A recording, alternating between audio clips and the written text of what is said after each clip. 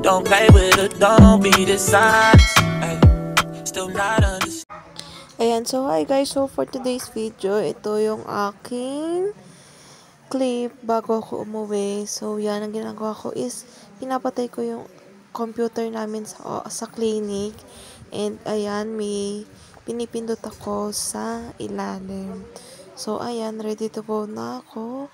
And syempre, kailangan natin patayin yung lights. And ayan, uwi na tayo. And ayun, so bago ko ikwento sa inyo, nung umaga, medyo bad mood ako sa aking asawa. Pero, thankful pa din ako kasi hinatid siya ko talaga. So, yun. And, thank you sa pagtitiis sa akin, asawa ko. And, ayun, bago magsimula yung araw ko sa clinic, ayan, nainom ako ng Berry Glow. Ayan. Sobrang sarap ng Berry Glow. And, ayan, so, mga bandang hapon na to, dahil wala kaming patient sa clinic, ayan, for the kain lang si ate mo, girl. Diba?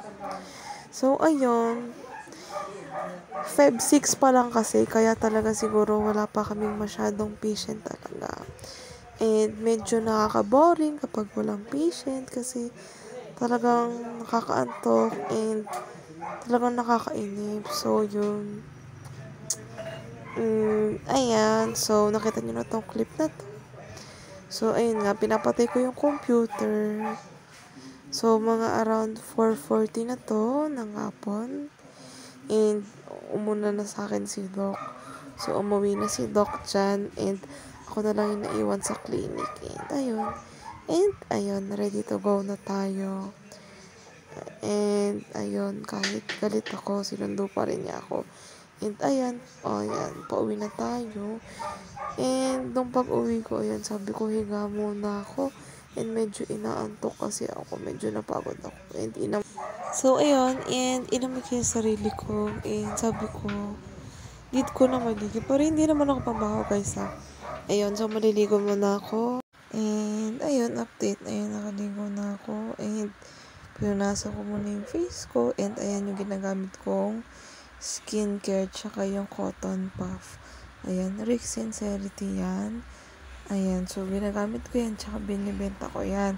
And ang ganda talaga na products ng Ricks. Kaya, nag-authorize ako. Tapos yan, binigyan ako ng aking hobby na ice cream. Masarap naman yung ice cream. Ubos ko agad. So, yun.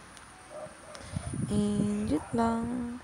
Salamat sa panonood. Hanggang sa uulitin. Bye! And ayun guys, pa-follow na lang ako ng mga social media accounts ko. And thank you very much. Hanggang sa sunod. Bye!